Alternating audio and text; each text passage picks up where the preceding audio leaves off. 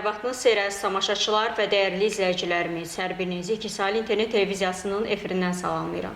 Bizimlə siyasi baxış verişini izləyirsiniz. Əziz tamaşaçılar, Azərbaycan və Türkiyə arasında strateji tərəfdaşlıq gündən-günə daha da artmaqdadır. Prezident İlham Əliyevin Ankaraya son işgüzar səfəri də bu əlaqələrin daha da güclənməsindən xəbər verir. Səfər çərçivəsində görülən işlər, aparılan müzakirələr və İğdır-Naxçıvan qaz kəmərinin açılışı iki qardaş ölkə arasındakı əməkdaşlığın yeni mərhələyə qədəm qoymasını göstərir. Elə bu barədə studiyamızın qonağı ilə həmsöhbət olacaq. Studiyamızın bugünkü qonağı Milli Məclisin deputatı Pərvanə xanım Vəliyevadır. Xoş gəlmisiniz Pərvanə xanım. Xoş gördük. Sizi.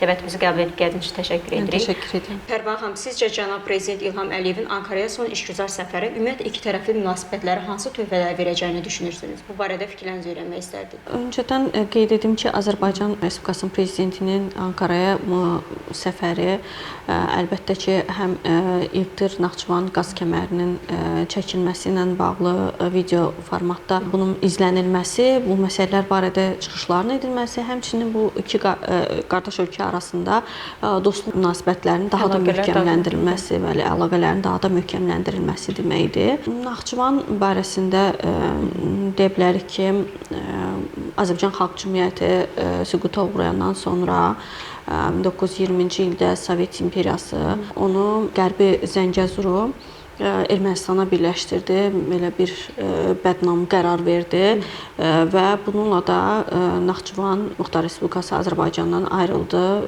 və blokadaya düşdü. Bundan sonrasında 1-ci Qarabağ müharibəsi zamanı Ermənistan hər vəchlə çalışırdı ki, Naxçıvanı da işğal altına alsın və bundan sonraki proseslərdə Qarabağ işğal ediləndən sonra Naxçıvana çalışırdılar ki, həmlə göstərsinlər. Təbii ki, o zaman milli lider Heydər Əliyev güclü siyasi iradə nümayiş etdirdi və Naxçıvanı qorudu. Bəli.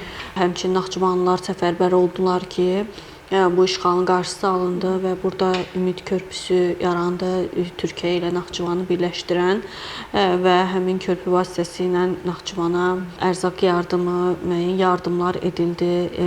Həmin körpü vasitəsilə hətta insanların həmin dövrlərdə etnik təmizləmə zamanı insanlar Türkiyə tərəfinə də köç etdilər. Bəziləri yaşayış səviyyəsini daha da yaxşılaşdırmaq. Bəli, bu körpü ona xidmət göstərdi və Naxçıvanın Azərbaycanın əsas hissəsindən ayrılması buranın iqtisadiyyatına, insanların hərəkətinə, yüklərin hərəkətinə mənfi təsir göstərdi.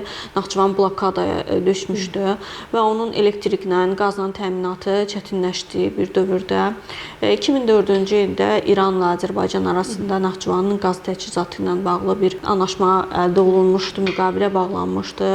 Lakin burada da müəyyən çətinliklər, enerjinin verilməsində fasilələr yarandığına görə bu İğdır-Naxçıvan qaz kəməri layihəsi işlənib hazırlandı və bu hər iki dövlətin, həm Türkiyənin, həm Naxçıvanın, Azərbaycanın qazla təchizatını nəzərdə tutan bir layihədir. Bəs Pərvanə xanım, belədirsə, İğdır və Naxçıvan qaz kəmərinin açılışı Azərbaycanla Türkiyə arasındakı enerji əməkdaşlığına necə təsir göstərəcək? Azərbaycanla əslində Türkiyə arasında enerji üzrə tərəfdaşlıqlar uzun illərdir mövcuddur. Burada Bakı-Tbilisi qaz neft kəməri, Bakı-Tbilisi-Ərzurum qaz kəməri fəaliyyət göstərir uzun illərdir. Həmçinin burada TANAP layihəsi, TANAP qaz layihəsi də iki ölkə arasında enerji üzrə əsas həyata keçirilən layihələrdən biridir və hazırda da İğdır-Naxçıvan boru kəməri bir anlaşma imzalanmışdı Türkiyə ilə və hazırda da onun açılışı baş tutdu. Çox qısa bir zamanda bunu hər iki ölkənin enerji nazirlikləri işləyib hazırladılar. Bu iki ölkə arasında iqtisadiyyatların da dirçəlməsi deməkdir. Onu qeyd edim ki, Azərbaycanla Türkiyə arasında ticarət, iqtisadiyyat əlaqələri 9 milyard ABŞ dolları həcmində olub. Ümumiyyətlə Azərbaycanın Türkiyəyə investisiya, sərmayə yatırımı həcmi 20 milyard ABŞ dollarından yüksək məbləğdə olub və bu da növbəti mütəmadi bir layihə idi. Qeyd edim ki, İğdır-Naxçıvan qaz kəmərinin uzunluğu 90,7 kilometr təşkil edir. Bunun 80 kilometri Azərbaycan tərəfindəndir, 17 kilometr isə Türkiyə tərəfinin payına düşür və bu layihə ilə Naxçıvanda yaşayan 500 minə yaxın sakin qazla təmin ediləcək. Bəli, təkcə Türkiyə-Azərbaycan əlaqələri deyil, bu layihənin belə desək Naxçıvanın enerji təhlükəsizliyi baxımından əhəmiyyətini necə qiymətləndirirsiniz bəs? Naxçıvanın enerji təhlükəsizliyi tam təmin ediləcək. Burada gündəlik təmin ediləcək qazın miqdarı 2 milyon kub metrdir. Həmçinin il ərzində 730 milyon kub metr qaz təminatından söhbət gedir və belə olan halda bu qaz kəməri 30 ilə yaxın Naxçıvanı enerji ilə, qazla təchiz edə biləcək fasiləsiz olaraq və bu da həm enerji təhlükəsini təmin etməsi, həm iqtisadiyyatın inkişafı, həm sosial cəhətdən insanların həyat şəraitinin yüksəldilməsinə, yaxşılaşdırılması gətirib çıxaracaq. Belə deyərdim ki, Ramazan ərəfəsində hər iki ölkənin rəhbərlərinin sakinlərə gözəl bir, yəni Ramazan hədiyyəsi oldu deyə bilərdim bu.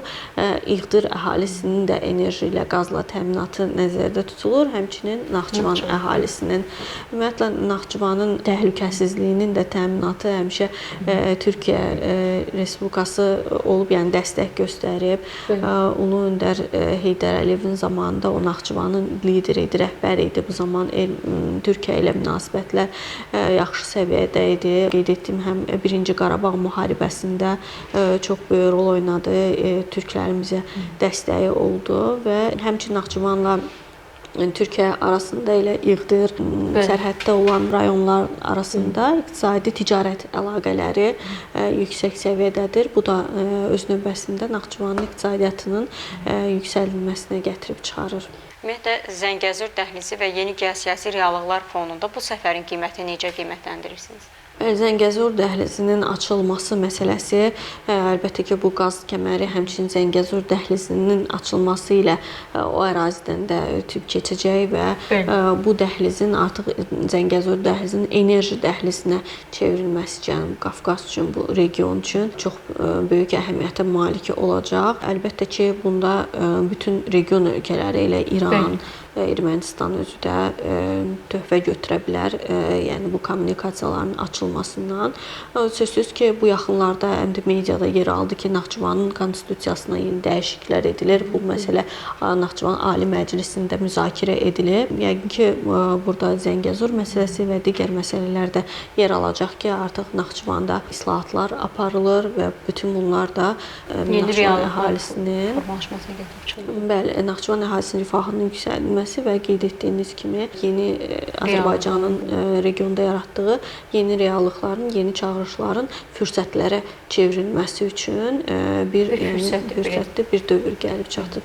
Azərbaycan və Türkiyə arasında iqtisadi əməkdaşlığın gələcək inkişafı üçün hansı yeni imkanlar mövcuddur? Bəli, Azərbaycanla Türkiyə arasında təkcə iqtisadi sahədə deyil, həm də siyasi sahədə, mədəni sahədə, sosial sahədə əməkdaşlıqlar mövcuddur və biz iki ölkə arasında bu əməkdaşlıqlar uzun illərə dayanır. Həmçinin Türk Dövlətləri Təşkilatı çərçivəsində Türkiyə ilə bizim münasibətlərimiz qardaşlıq səviyyəsindədir və bu təşkilata daimi olaraq töhfə verilir. Elə burada qeyd etmək olar ki, ötən il Şuşada keçirilən Türk Dövlətləri Təşkilatlarının qeyri-rəsmi zirvə görüşü zamanı Türk dövlətlərinin, elə Qazaxıstan, Özbəkistanın, Türkiyənin birgə əməkdaşlıq çərçivəsində qarşıya qoyduqları perspektivlər, enerji təhlükəsizliyi ilə bağlı məsələlər müzakirə edilib. Qarabağ bəyannaməsi qəbul edildi və Qarabağ bəyannaməsində də bəndlərdən biri də Türk Dövlətləri Təşkilatlarının enerji təhlükəsizliyi sahəsində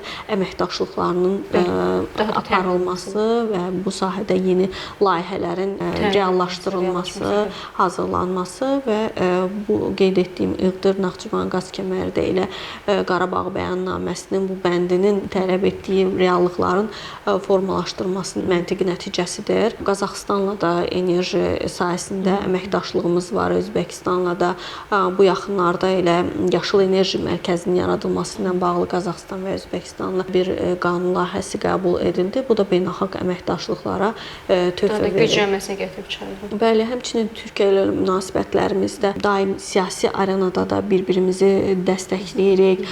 Yadınızdadırsa, antiterror əməliyyatları zamanı 2023-cü ildə BMT-nin Təhlükəsizlik Şurasının iclası çağıranda burada çalışılırdı ki, Azərbaycan əleyhinə anti-Azərbaycan qətnaməsi qəbul edilsin. Təbii ki, bütün bu proseslərdə Türkiyə bizim hər zaman yanımızda olub. Türkiyə, Pakistan, elə Türk dövlətləri təşkilatları daim dəstəyimiz olub ki, o arenalarda, o Təhlükəsizlik Şurasında anti-Azərbaycan qətnamələrinin daim qarşısı bu dost ölkələr, qardaş ölkələr tərəfindən alınıb və Azərbaycanın mövqeyi qorunub saxlanılıb. Çox sağ olun Pərvanə xanım, fikrinizi bölüşdüyünüz üçün təşəkkür edirik. Mən təşəkkür edirəm. Belə əziz tamaşaçılar və dəyərli izləyicilərimiz, bugünkü verilişimizin sonuna gəldik. Nəzərinizə çatdırmaq istərdim ki, studiyamızın bugünkü qonağı Milli Məclisin deputatı Pərvanə xanım Vəliyeva idi. Gələn görüşlərə dək.